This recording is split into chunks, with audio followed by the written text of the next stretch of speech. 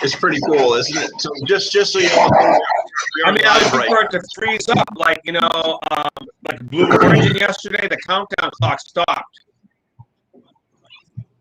On what? On the Blue Origin rocket ship. Jeff Bezos. Countdown clock. At one point, it stopped. Oh,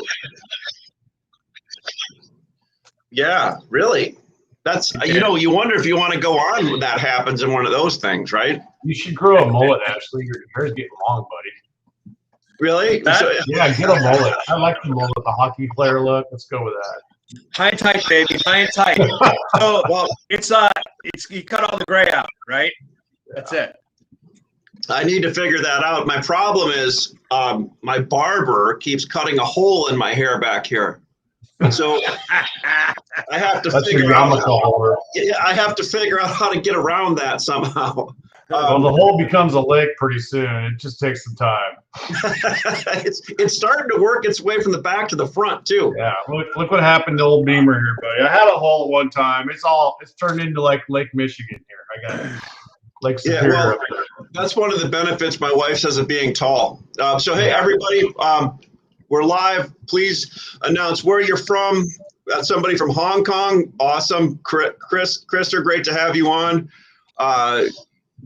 Ask us any questions during it. So, gentlemen, let's raise our glass. If you got your MX glass, great. If you don't, welcome to the Materials Exchange, episode 16. We've gone 16 episodes, ladies and gentlemen, and we guarantee you will be smarter for coming and joining. So let's get started. So, episode 16, we're going to call it Mistakes Were Made. Others will be blamed. Greg, isn't that the one we used to always joke about all the time? So you guys were both out for 2 weeks. Matt filled in on almost 3 weeks. First of all, I feel like it just wasn't the same without you, Matt. Well, likewise. I mean, it's funny when the three of us talk, all the stuff that flies around the room. But when it's just two of us, it's a little bit different, right? We revert back to like Ashley and I have had a relationship for 25 years, and you and I have had the relationship separate of those. But when the three of us are together, man, it kind of explodes. It's a bigger deal. So. Yeah, no, appreciate it. Thank you, everybody, viewers, for watching. I get stuff all the time now talking about how many people watch this, rewatching on LinkedIn and on YouTube channels, and get a lot of information on it. And that's really the intent, is to help everybody in the supply chain get a little bit more knowledge in an industry that generally that hasn't been as transparent. And it's just because we've got a lot more social media now and a lot more ways to do it. So with both of you being out, I think the way we want to kind of kick this off is Matt and Greg, each of you separately go for your 2 minutes and tell us what you've seen in the last 2 weeks and where we're at. And then we'll move right into Greg's market poll from this week and chat about that. But Matt, I'll kick it off with you we chatted a little bit about last night. You wanted to talk about a few things, so have at her. Well, what we've seen the last 2 weeks is death and destruction, of the lumber market. It was we went from 1734 high to what, 530 or 540 low. That's $130,000 per rail car of lost value. Now, we all expected a correction. Did we expect that big of a correction in that short of a period of time? I would say I didn't. I really didn't. It's kind of shocked me how far we went here the last 2 weeks, and how poorly the mills as a group managed their order files. And then the customers really haven't been able to solve that problem themselves. They've got a bunch of high priced lumber still rolling at them too. So it's really affected everybody in the industry. Now we see Canfor cry uncle and throw in the towel and take 1,000 cars off the market. That's a good start. We're going to need to see more of that from other entities, and I think we will. And then the forest fires are always looming. And living out in the West here, I can tell you it's tinder dry. So, but you can't speculate on forest fires. What you can do is react to mill closures, and we're starting to see that. So that's good. I actually welcome that. Thank you, Matt. Greg, right at you. So, one of the things that Ash, you and I talked about this, and I've had a lot of conversations where, there's people that are really unhappy right now, and they want to blame someone for what's happened to the market. Yep. And somebody says, well, who do you think is to blame? And I think everyone has to accept responsibility that they were part of the problem. And on the same token, no one's to blame. No harm, no foul. Yeah. And I say that is, listen, business has been really good, for a long time, and we got to unprecedented price levels. But there was a period in time when, instead of raising your price $50 or $100 a day, mills would have been better served selling a 3-month shipping file. And there was a period of time when customers, instead of paying $50 more than the day before for wood that was 5 or 6 weeks out, they would have been better off saying, you know what, I have enough right now. If anybody that was out there that, quote unquote, bought a bunch of wood because they were afraid they weren't going to get it, you got it. Yeah. Oh, great point, Greg. Really concise. Love it. You thought that was concise? I thought I was rambling. No. So I want to bring up one of your comments from one of your LinkedIn posts about 4 weeks ago. And it kind of goes, let me see if I can find it here. I'm saying I'm finding it, but actually Nick's over there working on it for me. Nick's way better at that than you are.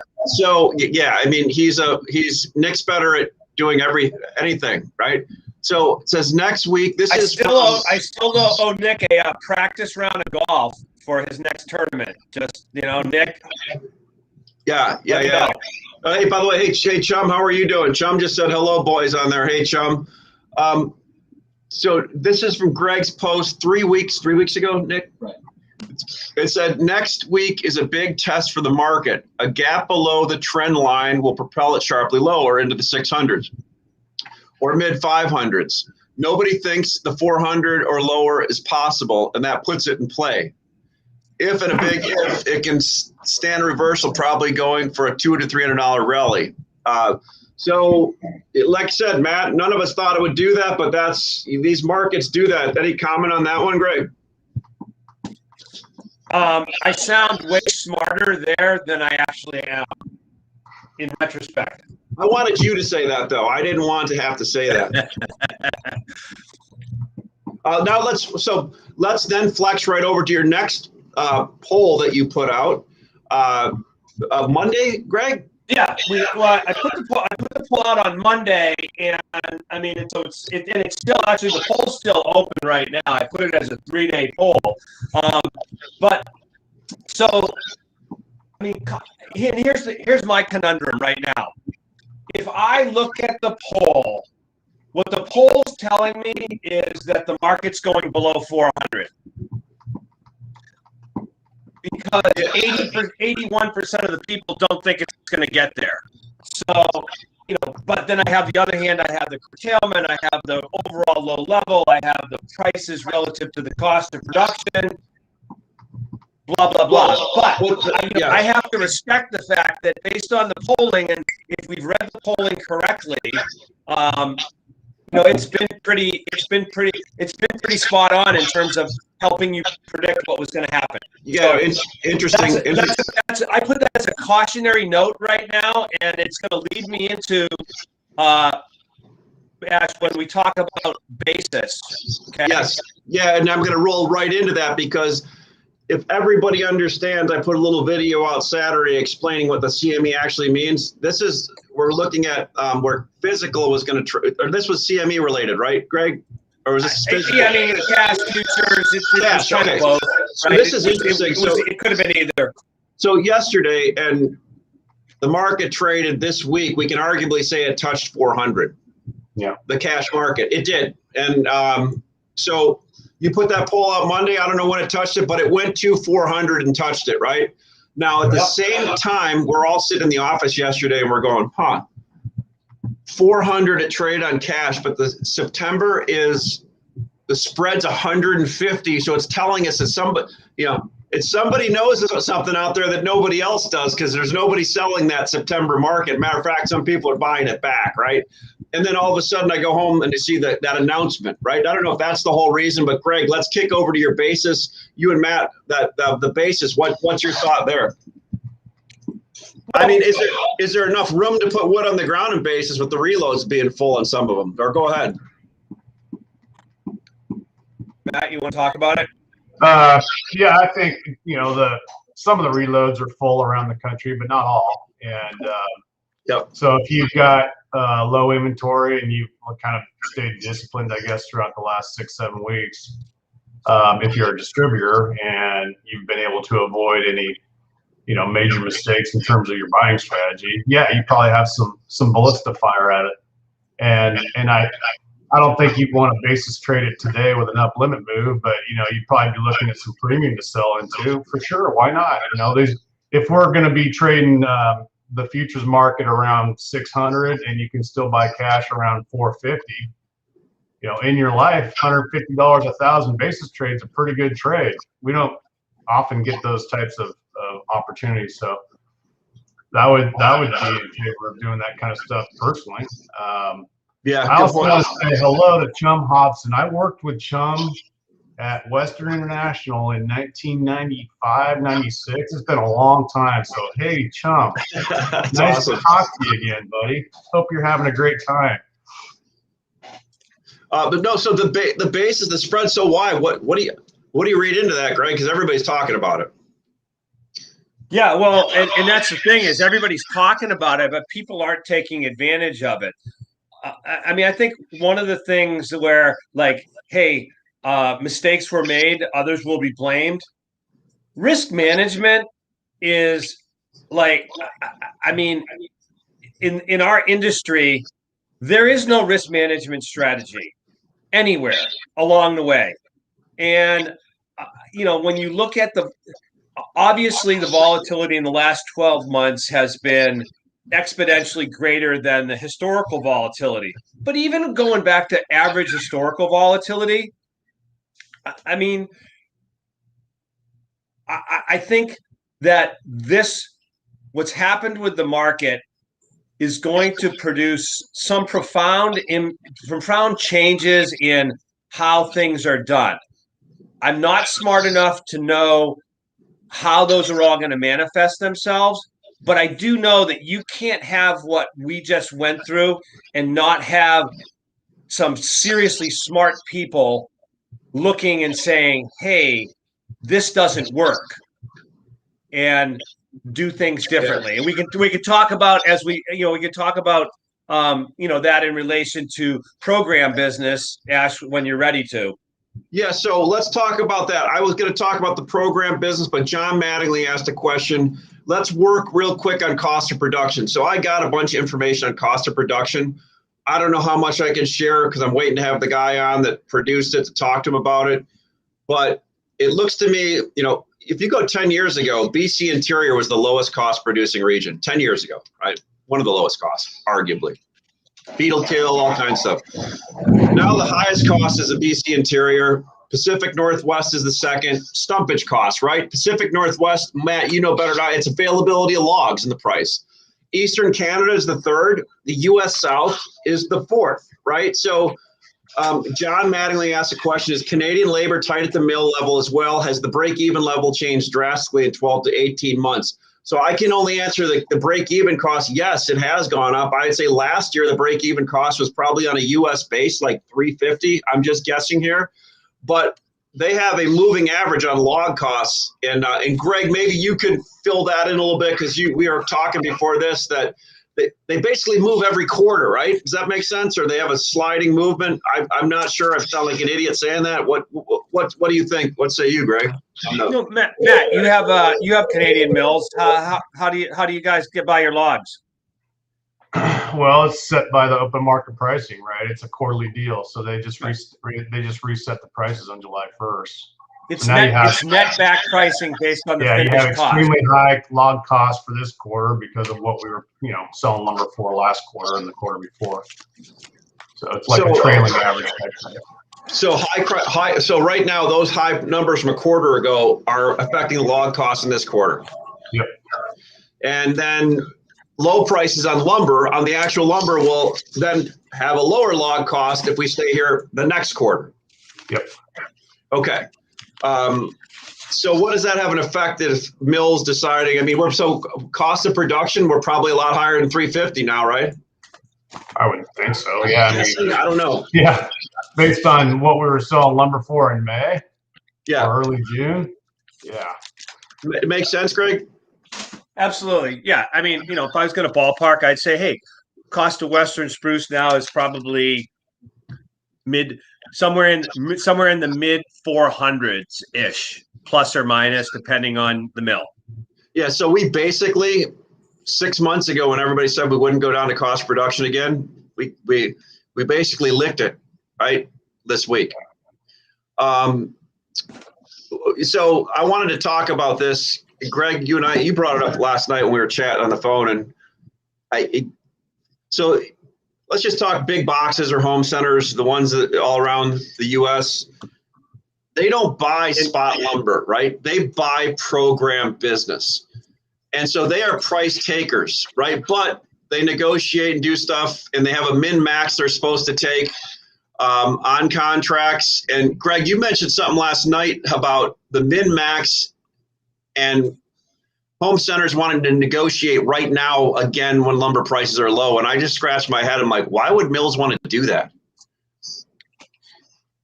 Yeah, well, what I was looking at is, when I look at, the program business. So, and everybody has their own different. Everybody stuff, has their own deal. It's unique. Each supplier, each end user, all sorts of different ways to go about it.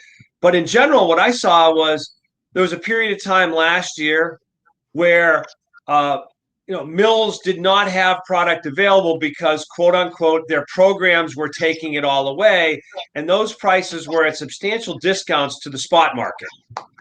And then I flash forward to where we are, like most recently, and I'm going back to who's to blame. Well, the program business with big boxes is to blame for the market fall down, because that's all that extra supply is what tipped us over. And there you have when producers need their program business the most, they're getting more wood available to sell in the open market.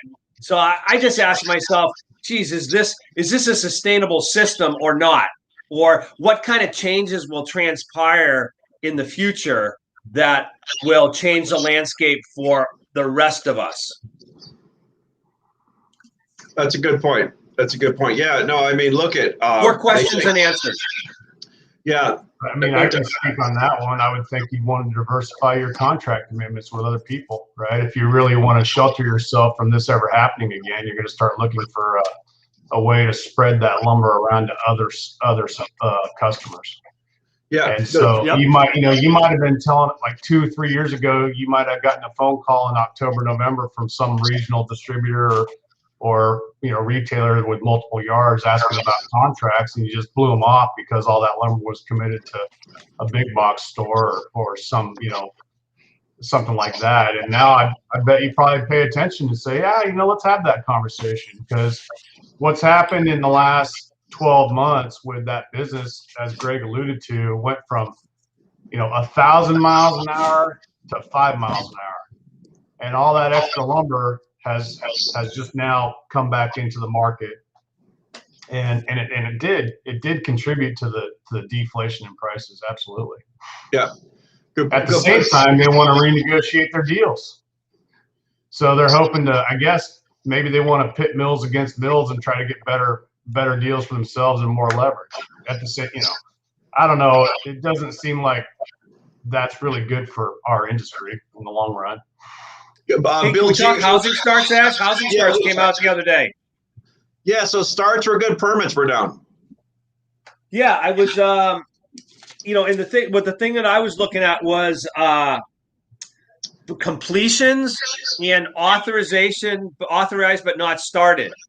Um, Completions fell also, which basically is probably a testament to like all the other issues that builders For have sure. with labor Yeah. and other products, and that's why authorizations are up 58.2% from a year ago to what is it, 258,000 units. Stand by.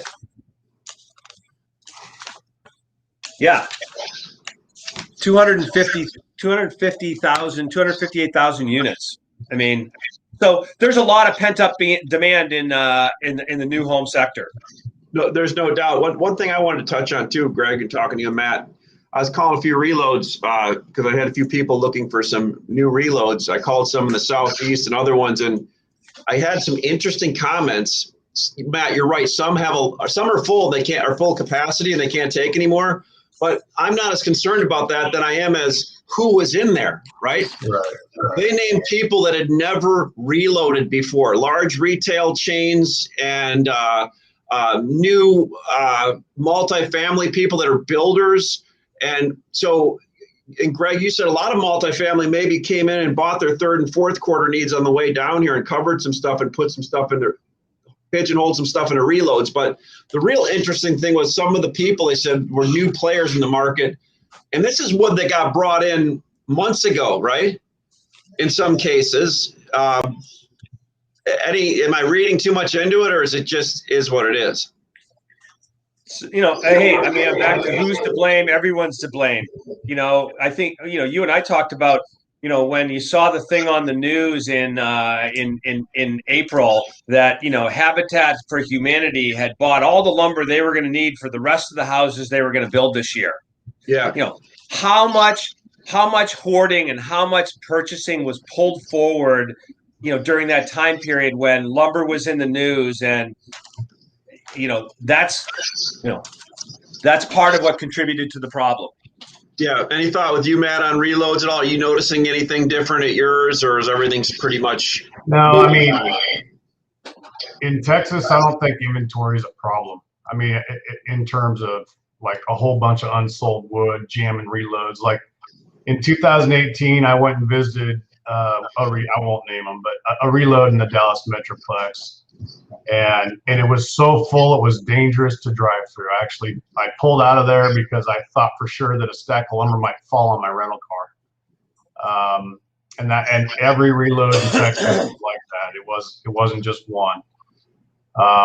This time around, I mean, I can speak for Hampton. We had virtually zero inventory in June and July. And, we're just now starting to get some inventory back in on stuff that we bought in the last few weeks. So my biggest problem as a Texas guy is just getting my customers, the retail types, to engage, but they're still receiving $1,400, $1,500, $1,600 lumber that they wish they hadn't bought. So it's been hard to engage with them. But I think this will also pass through. Who is engaged right now is the job guys, the guys with apartments that they need to get started. They got a home run. They went from losing $800 $1,000 on paper to making $300 or $400 $1,000 on paper on what they had stuff sold at from last winter or last spring. I think that's why some people, some of them stepped in. So Bill G from Sherwood, a good comment. Based on a real-time conversation with a mill, presumptions are that labor is tight. As it is here, break-even levels are up, but not as drastically. And I think, Bill, you may be talking Eastern Canada here, which are they still are they're not as high as BC or Pacific Northwest, and I guess they have a little bit different log type of scale pricing. So good information. Mohammed Rashad said, what about the price trend in the next 3 months? We need to know what will happen for price and supply in the next 3 months. You guys know exactly what's going to happen, right? Man, I wouldn't be talking to you right now if I could forecast 3 months out accurately. I would be living on a yacht somewhere in the in the Pacific. I'd have like a satellite phone and multiple residences. But it appears as though it appears as though right now lumber supply is tightening up because of the big drop that we just went through. So, yeah. I mean, and you think about the reality is we didn't get to the prices that we got to in the first quarter before we had, kind of the final run up. I mean, hey, we got there because end use consumption was outpacing production. And so now we've had a drop in end use consumption at the home center level, and we've had certain increases in production. So, the market's always in search of equilibrium, but equilibrium is a moving target based on the supply demand. I'd say, hey, I think that home center business is going to be improving in the fall once we get past the 1st of September relative to the way it is now. We know we have pent up demand in the new home construction. So, the demand side looks probably pretty solid. So you go to supply side. At now that the prices have adjusted, how much new supply is there going to be, or how much less supply is there going to be? No, that's great. So let's use this as an opportunity just to go through some different species. So southern yellow pine obviously was the first one to drop. A matter of fact, here's the crazy thing that I see when I go into the home centers and do my perusing through the aisles. A 2x4/8 treated, in some cases, is cheaper than 2x4/8 whitewood, right? Because the southern pine dropped so fast. A 2x4/16 in southern pine treated at some stores is almost the same price as a 2x4/16 whitewood construction grade lumber. Kind of a crazy look at that next time you go to one of those, and it kind of shows how fast southern pine dropped, right? And I've had some southern pine people tell me, we made enough money this year where we're not keeping lumber on the ground at our mills. We are going to find the market. And they're just moving wood out the door, and they're doing a good job moving it. OSB just started dropping. It was the stickiest. I mean, we have OSB on the MX platform right now trading below 900, and anybody that's putting bids up there is getting hit on them. I mean, it stayed up there. The spot market on OSB was a $400 premium to the index, and now it's about a $100 discount to the index or more, right, on counters. So that's interesting. Now, Matt, Pacific Northwest, Western Canada, what are you seeing? You're kind of in the spot where there's a lot of action today. Well, we're looking at what the mill's advertised price is versus what they're actually taking in the last 48 hours. That number is like $100 to $150 separation. Yep. And now that is changing today. We're busier, obviously. The inbound phone calls and emails are actually improved quite a bit, and this is all in relation to curtailment news and pent up demand, as Gregg alluded to. There's always going to be people that need to buy some lumber, but if they feel like the market's going down, they might wait till Thursday. If they have a reason to call you on Wednesday, they'll call you on Wednesday. So we're starting to see some Wednesday callers for a change, whereas in the previous several weeks we've had everybody just say, nah, we'll talk later, because they knew prices were coming off. I think people are starting to recognize that prices maybe aren't coming off anymore. And if you're going to get your bids in, maybe you should do it now. But I'm not overwhelmed with business at the moment. I still have some issues to deal with. So yeah, but definitely studs are better. That's interesting. You said that, Matt. You're not overwhelmed with business right now. I think some people think when there's a curtailment like that, you would see all kinds of, John Mattingly, EWP is shipping on time for the first time in 3 to 4 months. Still allocated. Great information. Mohammed asks, OSB price starting to go down. Well, if you're buying it from a store that's still at $46 or $1,300-ish per thousand, at the distribution level, it's trading. People can buy straight trucks, Mohammed, now for under $32 a sheet or under $1,000 a thousand. So yes, at the one end of the chain, it's coming down. At the other end, it's still kind of sticky there. Gregg, go ahead. Well, I was going to say is as OSB and EWP and these other products, as the supply chain catches up, that's going to allow more end use consumption of commodity grade lumber, because that's ultimately this thing, that's slowing down consumption at some level. along with labor is still going to be an ongoing factor. Yeah, Matt, I totally interrupted you on that one. So that's kind of what your studs are getting better though today. Yeah, I mean studs have moved down the most. I mean studs were the highest, and now studs got to be the lowest. No, I mean you didn't really interrupt me. I wanted to ask Greg something. I wanted to talk about this a little bit. With all the flooding in Europe and the devaluation of our lumber prices, do you feel like there's going to be less European lumber hitting our eastern shores over the next 60 to 90 days, or do you think it'll just continue to be about the same? I think my gut and this is just kind of really my gut feeling tells me that the next, let's just say 30 to 60 days, that stuff's all pretty much still in the pipeline from where prices were 30 to 60 days ago. I think the time that you'll really feel it is once we get into, late September, October. I think that's when you'll really feel, it, because that's kind of where the scheduling is right now for the next shipments, right? Yeah. So I think it's going to be a bigger issue in the fall. I mean, back to the question, I think that overall, if I'm right about home center business, and I'm right about authorizations and the pent up demand in single family, it's not unreasonable to expect that somewhere over the next several weeks that the market does put a solid bottom in and then begins a stair step grinding. And I think, Ash, you remember we've had a couple of these markets where you've had big shoot ups and then you come right back down, and then the market just begins that long, slow grinding move up that's really great for distribution, but it's also good for produce. It's kind of good for everybody. If you think about the last year, there's been winners and losers.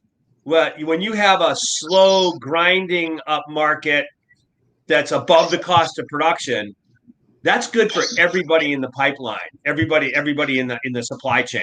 For sure. So, yeah, I want things to be good for everybody. It's great until the media starts writing about us, and then the long-term rule is when the national media starts talking about lumber, it's time to get out and sell. It's like every time, man, like clockwork. Hey, the Wall Street Journal printed some story about higher lumber prices. Sell everything. Yeah.